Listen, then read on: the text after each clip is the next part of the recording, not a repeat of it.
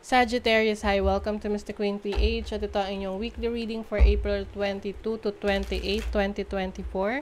This is a general reading, just take what resonates. Watch your Sun, Moon, Rising, Venus for other messages. And thank you sa lahat ng mga sumusuporta dito sa ating channel. Just a reminder, gamitin nyo lang mga reading na to bilang gabay. Pa-follow, like na rin ng ating Facebook at TikTok. Lahat po yan Mr. Queen PH. Like, share, subscribe, turn on post notifications para lagi kayong updated sa ating mga readings. And if you're interested in private readings, meron tayong link sa description at sa pinned comment. Paki-check nyo na lang. Okay, Sag, let's see what's coming to you. Third house, communication.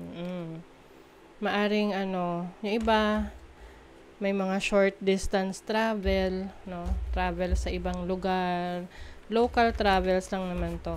Yung iba naman, you will be meeting new people, connecting with others. Yung iba may mga pag-aaralan kayo, i-research. Uy, may change. Yung iba pwedeng lilipat ng bahay. May bago kayong kapitbahay. You have ascendant. So, focusing also in yourself. Oo, kung paano mo mas mapapabuti ang iyong sarili.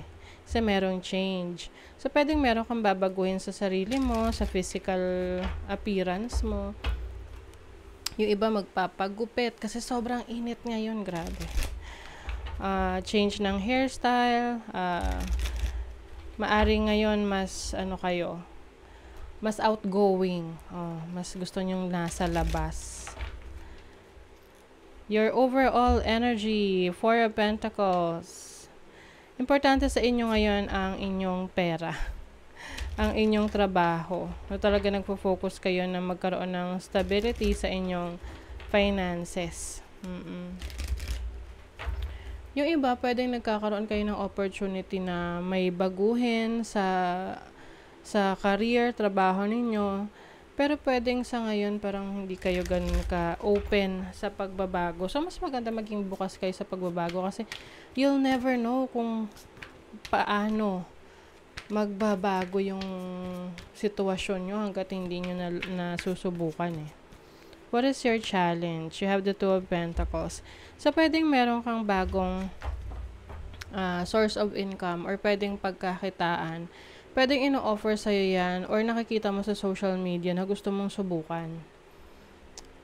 So, ang challenge sa'yo is kung paano mo idadagdag yan sa ginagawa mo na trabaho or career. Kung kaya mo ba. I think kaya mo naman. Lalo na kung ang iyong goal is mas marami kang maging ipon. Makakatulong talaga yan sa'yo. Extra income yan eh. So, you're going to be very busy. Importante is ma-manage mo yung time, yung oras at panahon mo. So, your opportunity, the devil. Ang devil energy is mga temptations, no? Ito yung mga bagay na alam natin na hindi nakakabuti sa atin. Pero, nagbe-benefit tayo in a way, pangsamantalang benepisyo. Pero alam natin na hindi naman to makakabuti, no? Or anything na sobra. Oo, sabi nga, lahat ng sobra hindi maganda sa atin. So, ngayon, may opportunity kayo na i-release yung mga unhealthy habits ninyo.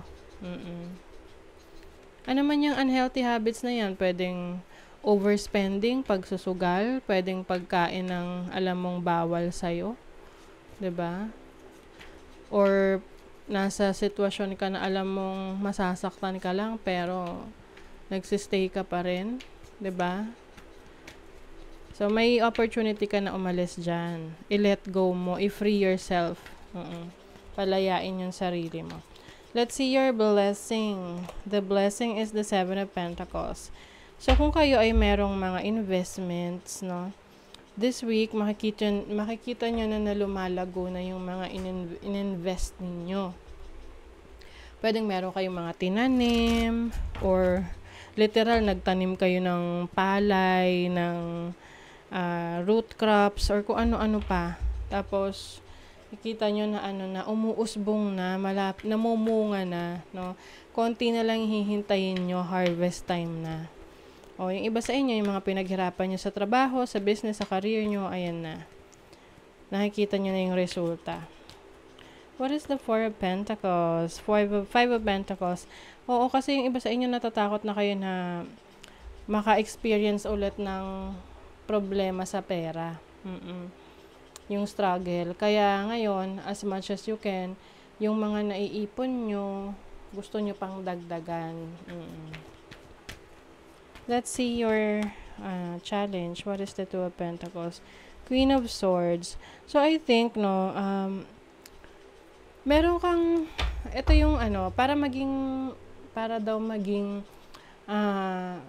ma-manage mo, no, manageable ang oras at panahon mo. Meron kang mga kailangang i-cut na, mga ginagawa mo na hindi naman productive. Let's say, for example, no, yung tipong mabilis kang ma-distract ng social media, ng TikTok. Hindi mo napansin, 3 oras ka na pala dyan nagsuscroll-scroll. Pero alam mo na meron kang dapat na pag-aralan, i-research para sa mga projects mo or para sa mga gusto mong subukan na bagong pagkakakitaan. 'Di ba? So, your challenge is how are you going to manage your time and cut off yung mga unnecessary na activities na hindi nakakatulong sa'yo. What is the Devil card? Is Four of Wands. Yes, so you have an opportunity to focus on your family and enjoy what you have with them. So, the moment kasi na mag-cut off ka or mag-release ka ng anything unhealthy sa buhay mo, mas lalong mas lalong humahaba yung buhay mo, mas lalong mai-enjoy mo yung life around you. So, a lot of celebration. You have the opportunity to be more, healthier, 'di ba? So, pag mas healthy ka, mas marami kang magagawa at marami kang mga activities to share with your loved ones, 'di ba? What is the Seven of Pentacles? You have the Temperance. Yes, ang blessing sa'yo yung patience mo. Kung ikaw yung mapagpasensya, hindi ka mainipin, darating at darating yung blessing sa'yo na hinihintay mo. Kasi andyan na nakatanim na siya sigurado na yan. Huwag mo lang madaliin. Kasi syempre, pag minadali natin, ang makukuha mo ay hinog sa pilit. Hindi yun masarap. Hindi yun matamis, 'di ba? Let's see your money, career, finances. You have Wheel of Fortune. Wow, may pagbabago sa iyong kaperahan. Maari rin yung iba sa inyo may mamanahin, no? Oo, tapos yun nga lang, pwedeng magkaroon ng problema, pag-aagawan sa mana, nangyayari talaga yan. So, kailangang pag-usapang maigi. Parang bahay, no? Yung iba sa inyo may napamanahan ng bahay, tapos pwedeng may nag-aagawan. Para yung bahay kasi pag ganyan, para paghati-hatian, it's either ibenta or parentahan, tapos yung kinikita paghatian, 'di ba? Let's see your love life.